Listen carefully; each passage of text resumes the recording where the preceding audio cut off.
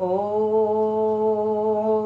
गुरु ब्रह्मा गुरु विष्णु गुरुदेव महेश्वर गुरुरेव परम ब्रह्मं तस्मै श्री गुरुवे नमः।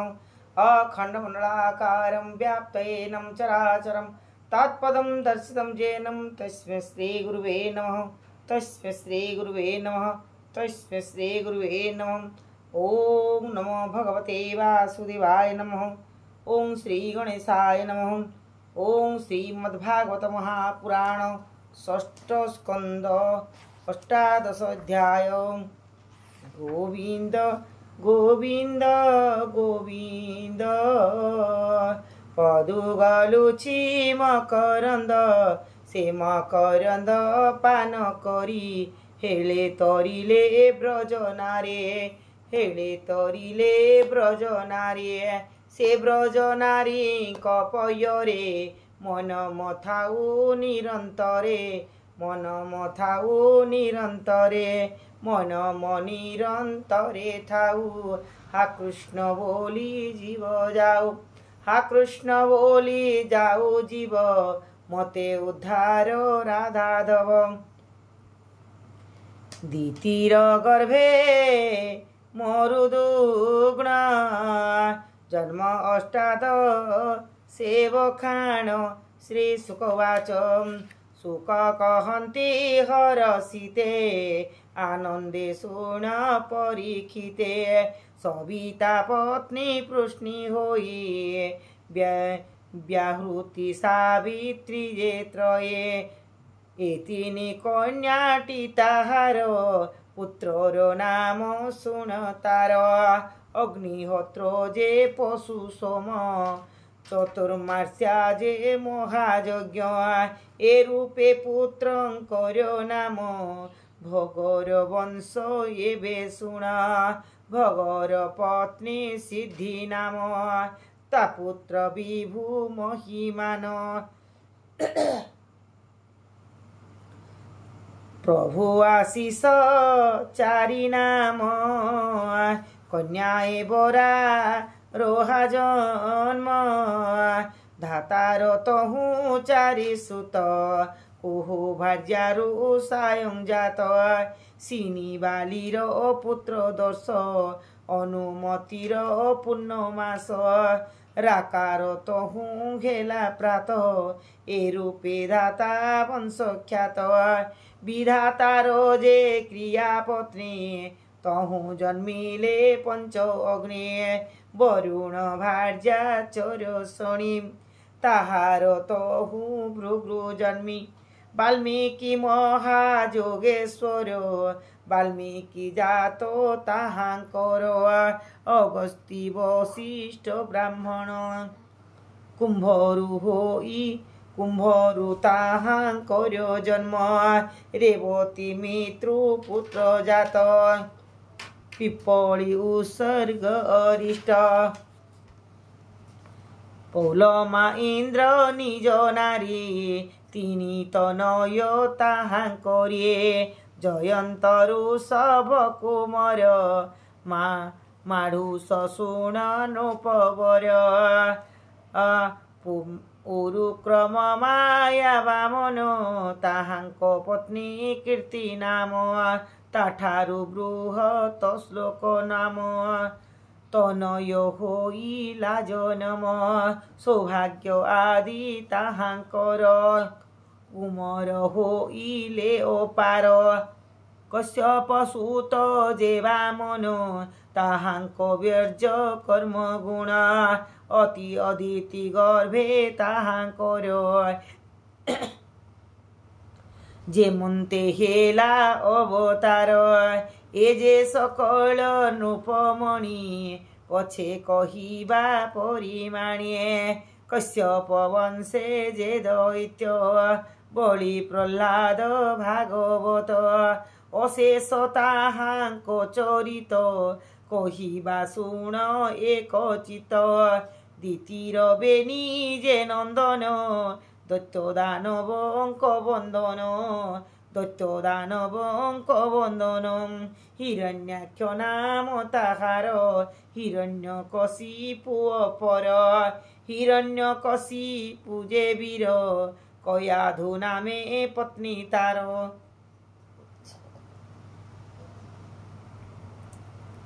कुंभर जम्भर कन्या से जुगते प्रसव कला चारि सुते। संलाद अन्नलाद वीर प्रह्लाद लाद्य ताकुमर। एक भगिनी ताहांकर सिंहिका नामटी जाहार। राहु जे ताहार कुमर जन्मी विप्रचिति व्यर्जर। अमृत पाने चक्रधर चक्रे छेदिला तार शिर। अमृत पाने से नमला राहु केतु दुई रूप हेला। संलाद पत्नी कृति नाम सुत ताहार पंचजन।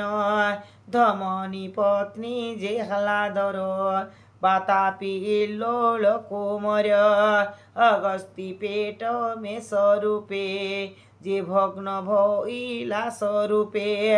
अनुलादर शून्य पत्नी बासळ महिष एबेनी। प्रह्लाद सुत विरोचन देवी ताहार पत्नी नाम। ताहार बळी जे कुमर त्रिलोक्य व्याख्याति से वीर। असनाठारे हेला तार बाण आदि सत कुमार। बाणर प्रताप जे तेज पछे कहिबा महाराज। बाण आराधि ईश्वर को लभिला गण प्रभुत्व को। पुर पालक होई हर अद्यापि अछंती जाहार। द्वितीरथ नय मरुत चतुरांशी नवधिक। जन्म के निकटे वज्रे हाणी देवता कले वज्रपाणी। राजा परीक्षित वाच के मन्ते असुर स्वभाव छाड़िले भमुनि कहिब। इंद्ररे सपंच होइले इंद्रर सपक्ष होइले कि साधु कर्म से ही कले। श्रद्धा अधिक एणु मोर शुणिबी बोली मुनिवर। शुणिबी बोली मुनिवर श्रद्धा अधिक एणु मोर। आम्भर ज्ञान उदे पाई विस्तारी कहिबा गोसाई। विस्तारी कहिबा गोसाई। सुतौवाच भक्ति चित्तरे राजा वाणी शुणिन सेवा दारायणी। राजा को धन्य धन्य करी चंचल चित्त स्थिर करी। राजार मुख कुसे चाही बोलंती शुण चित्त दे।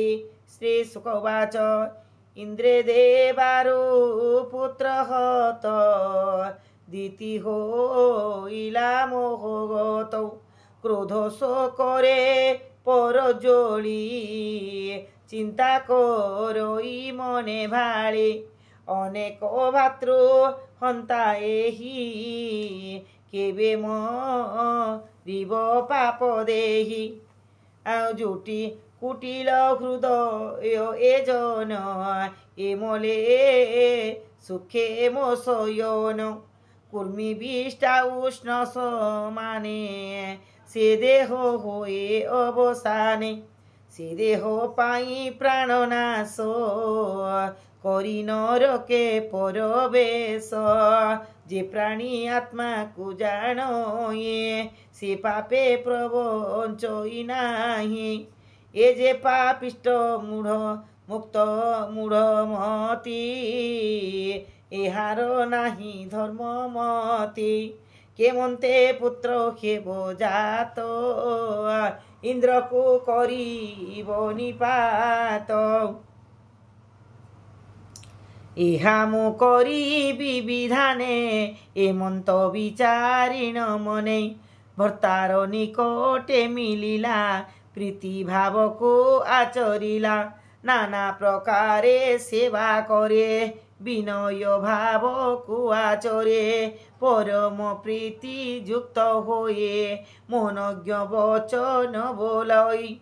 सस्मित पपांगई शणे स्वामी स्वभाव स्वामी सबस कला गुणे गोविंद गोविंद गोविंद पदु गड़ुछि मकरंद सीम करंद पान करी हेले तरिले ब्रजरारे एमंत कश्यप जे मुनि एमंत कश्यप जे मुनि पत्नी विनय भाव घेनी ताहार बस से होइले वांछित देव इ बोइले स्त्रीर बस होइबारे विचित्र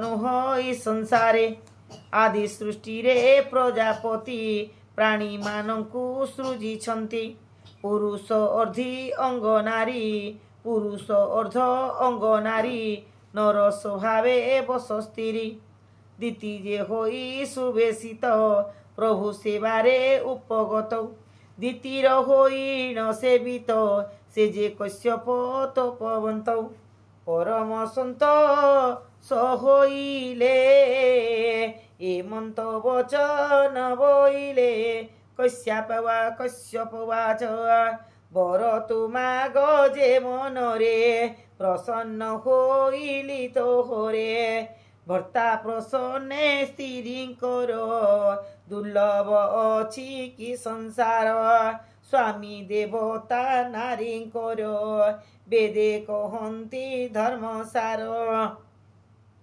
सर्वभूतरे आत्मा होई अछन्ति प्रभु भावग्राही अछन्ति प्रभु भावग्राही सर्वभूतरे आत्मा होए से प्रभु नाना देव मते रूप को धरिछि जगते गोविंद पूजन्ति जे जन नाना यज्ञ वेद विधान गोविंद पूजन्ति जे जने नाना यज्ञ वेद विधाने जे पतिव्रता नारी माने आत्माश्रेय को चिंती मने अन्य भावे जगते स्वामी पूजन्ति वेद मते स्वभावे मोही गो सुंदरी अर्चित होई तोरे करी जे बा अभिलाष तोहरी पुण्य करिबी कृशोदरी मुझे बर देवी तोरे दुर्लभ अन्य स्त्री करे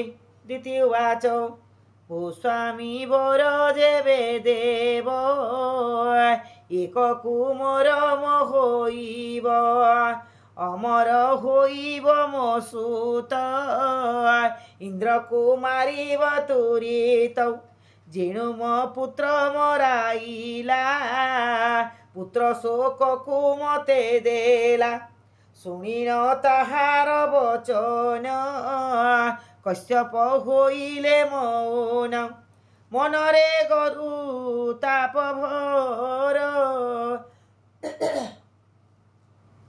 कोपे चिंतन्ति मुनिवर आज कि अधर्म महत होइला मोरे उपगत स्त्रीर करी मोर मन स्त्री रे करी मोर मन होइला महाहत ज्ञान कठिन घोर नरकरे निश्चय पड़िबी अंतरे स्त्रीर कि अबाए दोष स्त्री स्वभावे अविश्वास अबध मुई जे पामर धिक हेउ ए जन्म मोर धिक हेउ ए जन्म मोर शरद पंकज जसन स्त्री मानकर बदन वचन सुधा श्रवणर हृदय जेने क्षुध धार एमंत स्त्रींक स्वभाव एहांक चेष्टा के जानिब प्रिय नाही के स्त्रींकर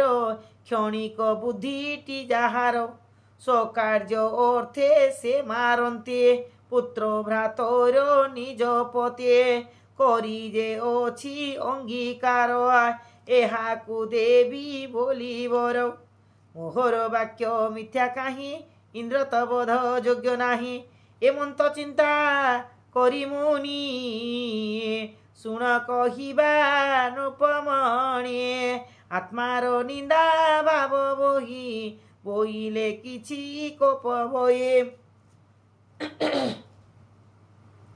कश्यप वाच भो सखी पुत्र तो होइब निश्चय इंद्र को मारिब एक बरस शुचि होई ए व्रत जेबे धरु तोही किंतु व्रतर विघ्न हेले देवंक मित्र हेब भले। द्वितीय वाच भो स्वामी व्रत धरिब विधान कही बाबुझाई व्रत खंडन जे करई कियो बानी से दोछ ये। कश्यप वाच प्राणी की हिंसा न करिब क्रोधरे साप को न देव मिथ्या न कहिब वचने छेदिब नाही नखर में छेदिब नाही नखर में मिथ्या न कहिब वचने। अमंगल जे द्रव्य थाई केबे हे स्पर्शिब नाही जलरे पसीण जे स्नान केबे हे न करिब जान दुर्जन संगते आलाप आवरण करिब पाप औधत वस्त्र न पिंधिब बड़ माल को न घेनी छोड़ा माल को न घेनिब पर उद्दिष्ट हे देवी अन्न केबे न करिब ग्रहण आमिष न करी भोजन हस्ते न करी जलपान उच्छिष्ट होई जल बिने केबे हे न रहिब क्षणे बहुत वाक्य न कहिब संध्यारे केश न मेलिब सत्परे असंभाळ होई केबे ही बाहारिब नाही औधत आद्र पद जेबे शयन न करिब तेबे उत्तर पश्चिम कुशीर शयन उभय संध्यार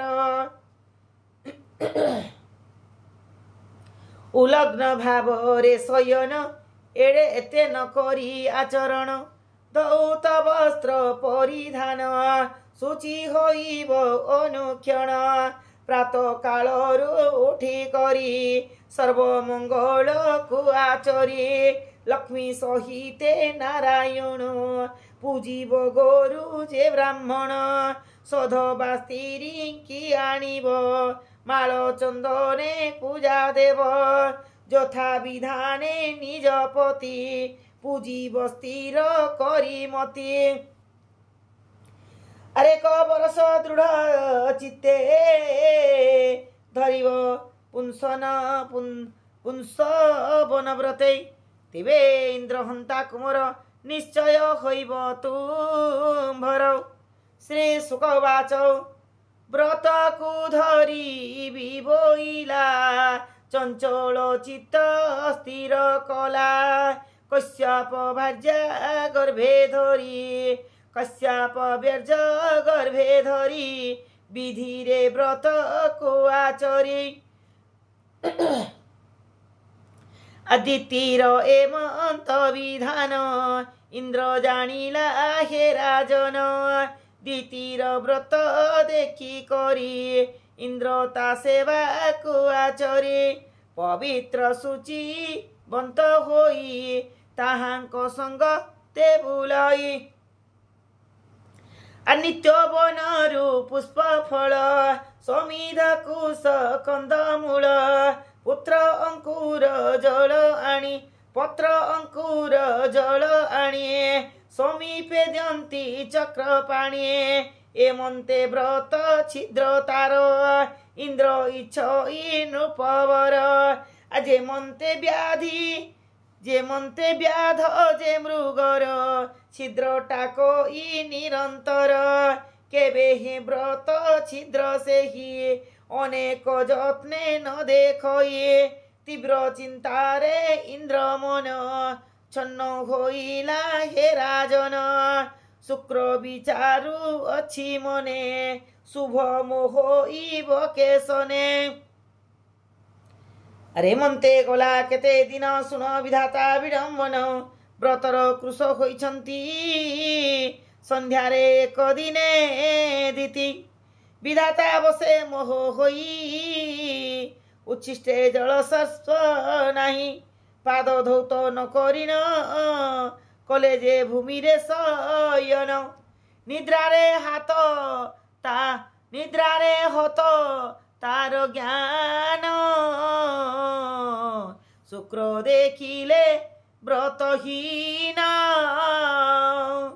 ଯୋଗ ବଳରେ ଦେବଗଣ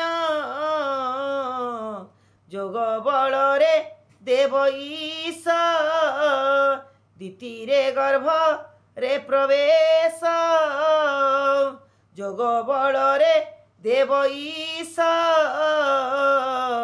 ଦିତିର ଗର୍ଭରେ ପ୍ରବେଶ ସେ ବ୍ରଜଧରି